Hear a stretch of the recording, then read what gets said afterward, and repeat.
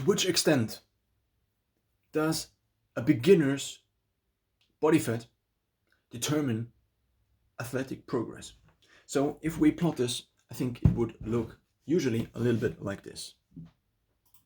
We just create two dimensions. The first one is progress, and the second one is time. So now if we have these two dimensions, what I think usually happens for any given skill is this. I will draw this again due to the fact that this wasn't very straight, and due to the fact that I am trying this mirroring here at the first time today. So usually I would say it would look something like this. In the beginning, progress is made very easily, so the rate of progress is rather high, and then as we achieve, or as we are beginning to approximate the top level of any given skill, the progress begins to flatten out, or the rate of progress begins to slow down. So now the question is, to which extent higher body fat in the beginning does influence this whole thing? And I think there are two main factors that have to be discussed. The first one is the baseline effect. And the baseline effect is this effect. If you have a 100 kilogram person, 100 kg, I'm not very good at this mirroring, at least at this point in time. I could also mirror the whole thing, but then you would see it mirrored. If we assume a 100 kilogram person is actually just 90 kilograms, like this, maybe it also makes more sense like this. Again, this is the usual graph we just assume. Now, if we have a person that weighs 100 kilograms of mass in total, and we have 10% body fat, which is not that low, but it is just a very nice example, then we have 10 kilograms which we possibly could lose over time. Of course, this is now not really something you should strive for. It's just a very good example. So now, if we have these 10 kilograms, then for each kilogram we lose, we also lose the base. If out of these 10 kilograms for 100 kilograms, we lose the first kilogram, then the next step, so the body fat percentage would in total then be 9 divided by 99, and so on and so forth. So basically, as we are approaching a lower baseline number, a lower total body weight, the amount of percent, or the portion of which a weight reduction of 1 kilogram of fat results in, is basically accelerated. For the 10th kilogram, going from 91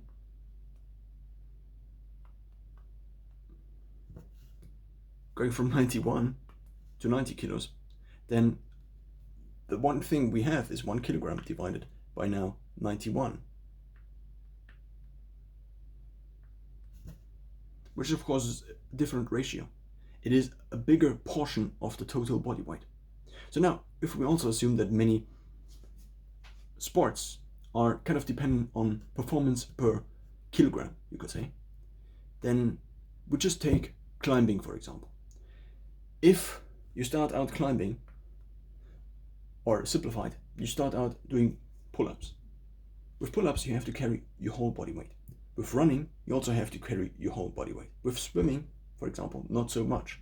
The degree at which this is actually, what we are just discussing is actually an advantage, or might be a disadvantage, or the degree to which body weight actually is important, or the degree to which performance per kilogram of body weight is actually important. Of course, it varies in different sports.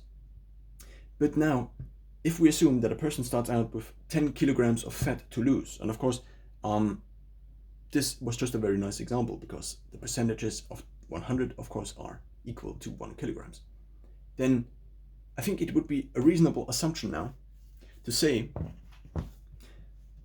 that over time, a person that starts out with higher body weight, or with higher fat to lose, until they reach their ideal body fat, total body fat, for their given height, which usually is a better proxy than body fat percentage, or also total body fat, then I think it would be reasonable to assume that if a person starts out now on this journey, on this usual journey, and starts out here, that in the beginning, due to the fact that sportier or healthy, no, there probably is a correlation between people on the top line here, on the top level of any given sport, and them having a very good performance per kilogram of body weight, and this correlating with success. So therefore you could argue that people at the top line of their sport are either selecting themselves or also selected on a more general basis for the ideal body type for this thing. Whether a person can actually achieve this high body type is a different discussion entirely. But now, if we assume that one could transform one's body type into the ideal body type, then I think it would be reasonable to assume that a person that starts out with body fat that is too high for the ideal body, basically body composition for a given sport, would have more problems in the beginning. Why? Because if you, for example, start to do pull-ups, then as you are approaching basically the ideal weight over time for doing pull-ups, the ideal performance to mass ratio, you could say, then as your weight begins to drop, we assume just the weight begins to drop, then in the beginning, of course, you are pulling a much higher weight. If you are pulling a much higher weight for the same level of absolute repetitions, for example, for let's say 10 repetitions, and you say you are 100 kilograms, then for 10 repetitions you are obviously pulling 1 ton of kilograms. Not 1 ton of kilograms, but 1 ton of mass. But if you instead only weigh 90 kilograms, then you just pulled in only 10 repetitions. You just pulled 10% less. Of course, it doesn't depend on the number of repetitions, how many percent you pulled. But in terms of calculating the total amount of weight that was pulled in a single exercise session, or that was worked with in a single exercise session, then we can assume that for these 10 repetitions with 100 kilograms, the necessary performance or intensity, or whatever you want to call it, is possibly higher, needs to be higher, than for a person of the same, or for the same person that has 10 kilograms of body fat less, therefore only has to have pulled 900 kilograms. Now, over time, this begins to change, obviously. And because in the beginning it is now way harder for someone, and therefore the progress is less, so the rate of progress is slowed down significantly in the beginning, you could argue that people who start out with higher body fat in the beginning actually start out way slower. But then over time we have these two effects accumulating. The first one is the effect of the baseline. This effect. If the baseline changes, just mathematically speaking, then at a given, now, if we start out and we assume any given level of progress in terms of the performance, reaching the ideal for any given sport in terms of performance, then we just assume some point in time. And now, at this some point in time, a person has a given performance to mass ratio. Now, this given performance to mass ratio determines at least to some extent how well they are able to perform in their sport. Now, for the mathematical part, we just now assume the performance to mass ratio stays the same, the exact same. Not the performance, it is the performance to mass ratio actually.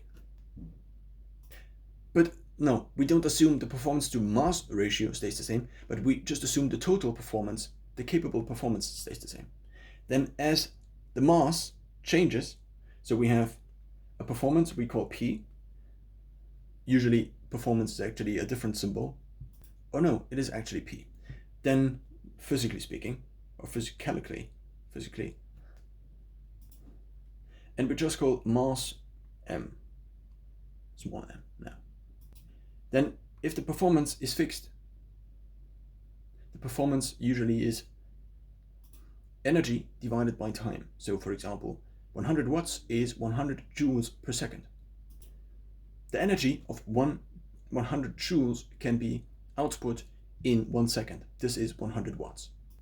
So now, mathematically speaking, if the performance stays the same, but this goes down, then of course the performance to weight ratio goes up.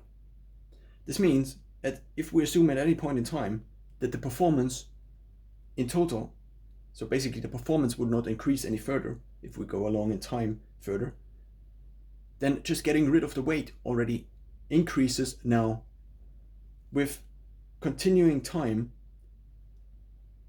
more increasively the rate of progress, you could say, or the total. Of course, now in absolute terms it increases, but it also increases the rate at which a person achieves the ideal performance to mass ratio.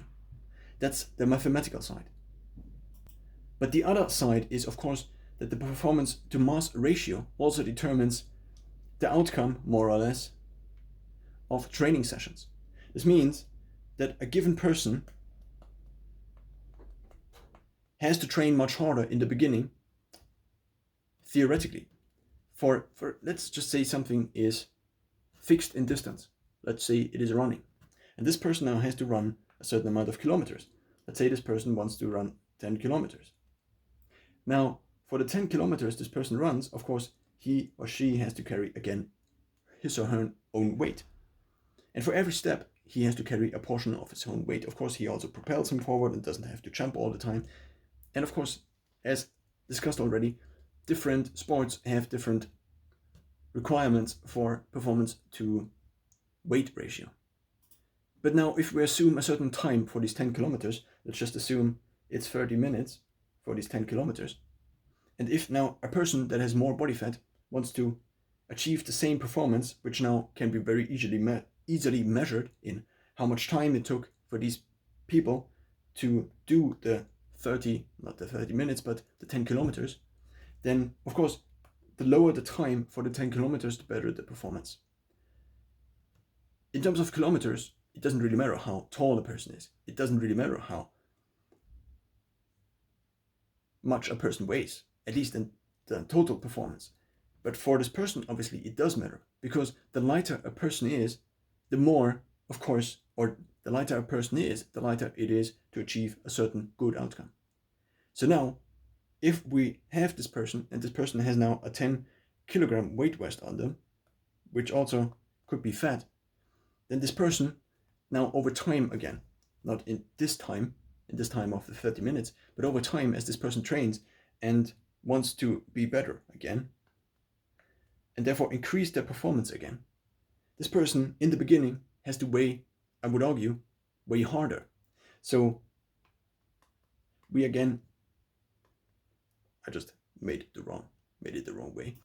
So for sports for which the total outcome is comparable to others, and it's not about the relative outcome compared to your body weight, to your height, and so on, one could argue that now people who train in the beginning with too much body weight for the given sport, in terms of how far away these people are from the ideal, have to work harder in the beginning.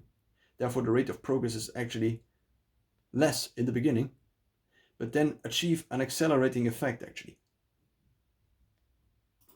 Very exaggerated, it would look like this. To achieve the same level, in the beginning they would have to work way harder, but then both of these effects kick in, and then we have, if we want to reach again the same level of 100%, then the two curves are largely not similar, just based on how much body fat compared to the ideal body fat of a given sport you have in the beginning, and therefore how far away you are from the ideal weight, or rather performance to weight ratio in your sport.